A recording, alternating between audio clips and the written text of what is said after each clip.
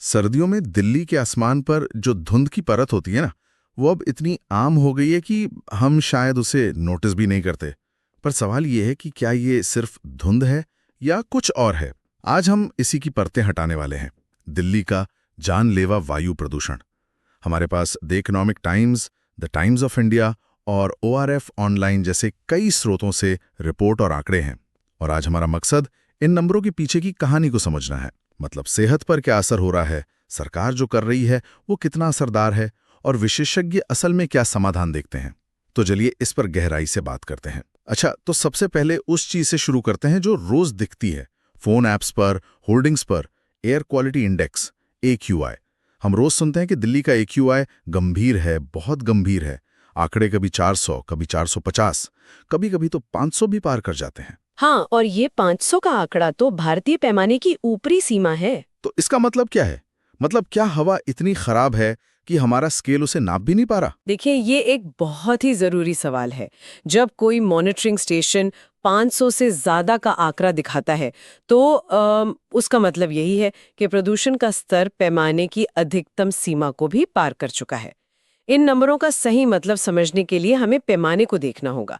भारत में आप देखिए, 0 से 50 अच्छा है, 51 से 100 ठीक ठाक, लेकिन जब हम 401 से 500 की गंभीर श्रेणी में आते हैं, तो स्रोत बिल्कुल साफ कहते हैं कि यह हवा एक स्वस्थ, एकदम फिट वयस्क के फेफड़ों को भी नुकसान पहुंचा सकती है। मतलब ये सिर्फ हल्की फुल्की खांसी या गले में खराश की बात नहीं रही अब। नहीं, बिल्कुल नहीं। 400 से ऊपर का AQI एक सक्रिय स्वास्थ्य खतरा है, और जब यह 500 के करीब होता है तो इसकी तुलना सामान्य शहरी धुंध से करना खुद को धोखा देने जैसा है। ये एक तरह से एक अदृश्य रासायनिक हमले की तरह है।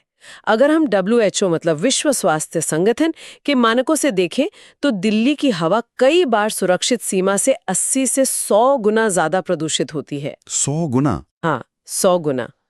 तो हाँ, ये हमारे स्केल से भी कहीं ज्यादा बदतर हो सकती है। ये आंकड़ा तो दिमाग शून्य कर देता है। लेकिन चलिए इन नंबरों को जमीनी हकीकत से जोड़ते हैं। दिल्ली में जो लोग रह रहे हैं उनके लिए इसका असल में क्या मतलब है, उनके शरीर पर क्या बीतती है? इसका असर आप देखिए तुरंत भी होता है और लंबे समय तक भी।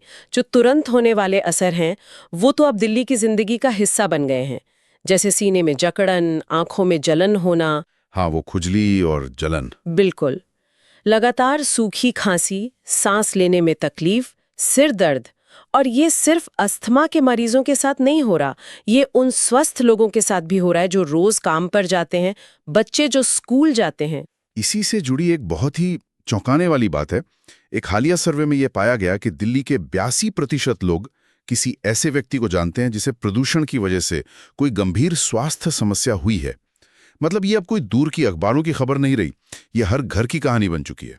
ये दिखाता है कि समस्या अब किसी अकादमिक चर्चा का विषय नहीं रही। और इसी से जुड़ा है लंबे समय का खतरा, जो और भी डरावना है।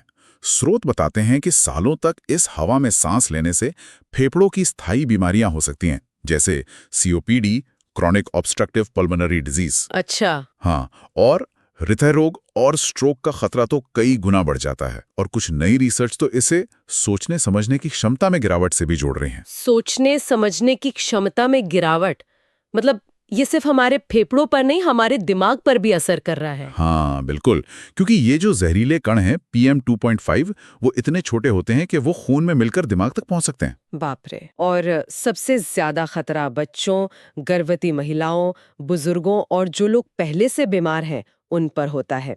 उनके लिए ये गंभीर AQI का मतलब सिर्फ बीमार होना नहीं है, उनके लिए जान का खतरा हो सकता है। तो ये एक पर्यावरणीय मुद्दा नहीं रहा, ये एक तरह से मानवाधिकार का मुद्दा बन गया है। ये हर साल होता है और हर साल हम यही बातें करते हैं। तो ये समझ से बाहर है कि ऐसा होता क्यों है। मतलब इस आपदा की रेसिपी क्या है? कौन कौन सी चीजें मिलकर इस जहरीले कॉकटेल को बनाती है? देखिए, स्रोत इसे एक सिस्टमिक फेलियर कहते हैं, मतलब पूरे सिस्टम की विफलता। ये किसी एक वजह से नहीं होता, इसके कई मुख्य कारण हैं।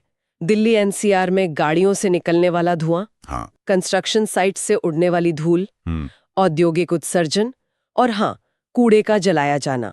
और फिर इसमें एक बहुत बड़ा हिस्सा जुड़ता है पड़ोसी राज्यों का, खासकर पंजाब और हरियाणा में पराली जलाने का। लेकिन एक मिनट, ये सब तो मतलब ज्यादातर साल भर होता रहता है। फिर सर्दियों में ही स्थिति इतनी भयावह क्यों हो जाती है? यहाँ पर मौसम विज्ञान की भूमिका बहुत दिलचस्प है। सर्दियों में क्या होता है, हवा ठंडी और भारी हो जाती है ठीक है। और हवा की रफ्तार भी बहुत कम हो जाती है। इस वजह से जो प्रदूषक है वो हवा में ऊपर जाकर फैल नहीं पाते, वो जमीन के करीब एक परत बना लेते हैं जिसे इन्वर्जन लेयर कहते हैं। Inversion layer. हाँ, तो दिल्ली एक तरह से अपने ही धुएं के एक अदृश्य गुंबद के नीचे फंस जाती है। मतलब एक तरह का गैस चेम्बर। बिल्कुल, अगर हम एक दिन के लिए सारी गाड़ियां और फैक्ट्रियां बंद भी कर दें तो भी जो प्रदूषण पहले से मौजूद है वो कहीं नहीं जाएगा, वहीं हवा में लटका रहेगा। वाह। ये तो बहुत ही निराशाजनक लगता है। इसी से जुड़ी एक बात रेडिट के एक स्रोत में कही गई थी जो मुझे बहुत सही लगी, कि लोग अक्सर सुबह के इस घने स्मॉग को कुदरती कोहरा समझ लेते हैं। ये तो मैंने खुद महसूस किया है। सुबह उठकर लगता है कि कितना सुंदर कोहरा है, चलो घूमने चलते हैं, और फिर ऐप खोलो तो पता चलता है कि ये कोहरा नहीं, जहर है। ये एक बहुत खतरनाक गलतफहमी है, क्योंकि ये सिर्फ पानी की बूंदें नहीं है। ये PM 2.5, nitrogen dioxide, sulphur dioxide और दूसरे जहरीले कणों का एक मिश्रण है। इसे कोहरा समझना मतलब खुद को एक झूठी सुरक्षा की भावना देना है।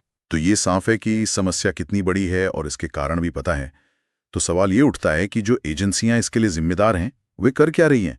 हर साल वही कहानी दोहराई जाती है। तो क्या सरकारी प्लान में ही कोई कमी है? हम हमेशा GRAP के बारे में सुनते हैं, ये GRAP है क्या? GRAP यानी ग्रेडेड रिस्पॉन्स एक्शन प्लान, ये सरकार का मुख्य हथियार है, पर ये एक, आप समझिए, इमरजेंसी कंट्रोल सिस्टम है। इमरजेंसी। हाँ, मतलब ये तब हरकत में आता है जब प्रदूषण का स्तर खतरनाक रूप से बढ़ जाता है। इसके अलग अलग चरण हैं जो AQI के आधार पर लागू होते हैं। और इसका सबसे ऊंचा स्तर स्टेज 4 जब लागू होता है तो क्या होता है? स्टेज 4 यानी गंभीर प्लस श्रेणी, उसमें कई सख्त कदम उठाए जाते हैं, जैसे हर तरह के कंस्ट्रक्शन और डेमोलिशन पर रोक, पुरानी डीजल गाड़ियों और ट्रकों के दिल्ली में घुसने पर पाबंदी, स्कूलों को बंद करके ऑनलाइन क्लास चलाने का निर्देश, और दफ्तरों में 50% कर्मचारियों के साथ काम करने या वर्क फ्रॉम होम की सलाह दी जाती है। लेकिन ये सब तो तब होता है जब हवा पहले ही जहरीली हो चुकी होती है। ये तो वैसे हुआ जैसे एक्सीडेंट होने के बाद हम इमरजेंसी ब्रेक लगा रहे हैं। क्या स्रोत इस पे कुछ कहते हैं? आपने बिल्कुल सही नब्ज पकड़ी है। स्रोतों का सबसे बड़ा विश्लेषण यही है कि ये पूरी व्यवस्था प्रतिक्रियात्मक है, मतलब रिएक्टिव है, निवारक यानी प्रिवेंटिव नहीं। अच्छा। हम संकट के आने का इंतजार करते हैं और फिर कार्रवाई करते हैं, जबकि जरूरत इस बात की है कि संकट पैदा ही ना हो। एक स्रोत में इसकी तुलना बहुत अच्छे से की गई है कि ये आपदा प्रबंधन है, आपदा निवारण नहीं। और ये जो दूसरे उपाय होते हैं जैसे सड़कों पर पानी का छिड़काव या वो एंटी स्मॉग गन का इस्तेमाल, क्या वो काम करते हैं? स्रोत इन्हें दिखावटी उपाय या पॉलिटिकल थिएटर तक कहते हैं। Political theatre? हाँ, मतलब पानी छिड़कने से जनता को लगता है कि कुछ हो रहा है, लेकिन ये खरबों रुपए की स्वास्थ्य और आर्थिक समस्या पर बैंडेड लगाने जैसा है। ये धूल को कुछ घंटों के लिए बिठा सकता है, लेकिन जो असली खतरा है, PM 2.5 जैसे छोटे कण, उन पर इसका कोई खास असर नहीं होता। तो कुल मिलाकर सरकार आग लगने पर कुआं खोद रही है। बिल्कुल, वो संकट को बस किसी तरह टालने की कोशिश कर रही है, उसे जड़ से खत्म करने की नहीं। ठीक है, तो अगर GRAP और पानी का छिड़काव जैसे उपाय सिर्फ बैंडेड हैं, तो फिर असली इलाज क्या है? अगर मौजूदा तरीके काम नहीं कर रहे, तो क्या काम करेगा? स्रोत उन चीजों के बारे में क्या बताते हैं जिन्हें विशेषज्ञ जरूरी मानते हैं? अच्छी बात यह है कि स्रोत इसका एक साफ खाका पेश करते हैं, और ये सिर्फ आपातकालीन सुधारों के बारे में नहीं है, ये उन ढांचागत बदलावों के बारे में है जो समस्या को जड़ से खत्म कर सकते हैं। चलिए देखते हैं। तो सबसे पहला और सबसे जरूरी है उत्सर्जन के स्रोत पर ही हमला करना। इसमें सबसे बड़ा हिस्सा वाहनों का है। इसके लिए सिर्फ इलेक्ट्रिक वाहनों पर सब्सिडी देना काफी नहीं है, बल्कि पुरानी, ज्यादा प्रदूषण फैलाने वाली गाड़ियों को सड़कों से हटाने के लिए एक आक्रामक स्क्रैपेज पॉलिसी की जरूरत है। दूसरा, उद्योगों के लिए उत्सर्जन के सख्त मानक, जो सिर्फ सर्दियों में नहीं बल्कि साल के 365 दिन सख्ती से लागू हों। लेकिन दिल्ली में तो पहले से ही उद्योग और गाड़ियों पर कई नियम हैं, दिक्कत कहाँ आ रही है? दिक्कत है प्रवर्तन में, एनफोर्समेंट। नियम बनाना एक बात है और उन्हें लागू करवाना बिल्कुल दूसरी। इसके लिए राजनीतिक इच्छा शक्ति की जरूरत होती है। और तीसरा और शायद सबसे जटिल मुद्दा, वो है क्षेत्रीय सहयोग का। दिल्ली इस समस्या को अकेले हल नहीं कर सकता। आप पराली जलाने की बात कर रही हैं। हर साल हम सुनते हैं कि पंजाब और हरियाणा के किसान पराली जला रहे हैं, उन्हें रोका क्यों नहीं जा सकता? बस एक सख्त कानून बना दिया जाए। उतना है नहीं। स्रोत इसके पीछे की चुनौतियों को भी उजागर करते हैं। पंजाब के एक किसान के लिए पराली जलाना फसल कटाई के बाद खेत को अगली फसल के लिए तैयार करने का सबसे सस्ता, सबसे तेज और सबसे आसान तरीका है। अच्छा। हाँ, तो जब तक सरकारें उसे एक ऐसा विकल्प नहीं देती जो उतना ही सस्ता और प्रभावी हो, तब तक सिर्फ दिल्ली से अपील करने या कानून बनाने का कोई मतलब नहीं। ये सिर्फ प्रदूषण की समस्या नहीं है, ये एक गहरी आर्थिक और कृषि अर्थव्यवस्था की भी समस्या है। मतलब जब तक किसान को कोई बेहतर और सस्ता विकल्प नहीं मिलेगा, वो पराली चलाता रहेगा। हाँ। तो समाधान क्या है इसका? समाधान मशीनों में है, जैसे हैप्पी सीडर जो बिना पराली जलाए अगली फसल बो सकती हैं, लेकिन ये मशीनें महंगी हैं। हाँ। तो समाधान आर्थिक मदद और तकनीक को हर किसान तक पहुंचाने में है। इसके लिए केंद्र और राज्य सरकारों को मिलकर एक बड़ी और लंबी अवधि की योजना पर काम करना होगा। ये सिर्फ दिल्ली का मामला नहीं है। और आखिर में इन सब समाधानों को लागू करने के लिए क्या चाहिए? एक शब्द में प्रवर्तन, एनफोर्समेंट और पारदर्शिता। इसका मतलब है प्रदूषण फैलाने वालों पर सिर्फ छोटे-मोटे चालान नहीं, बल्कि भारी जुर्माना लगाना जो उन्हें दोबारा ऐसा करने से रोकें।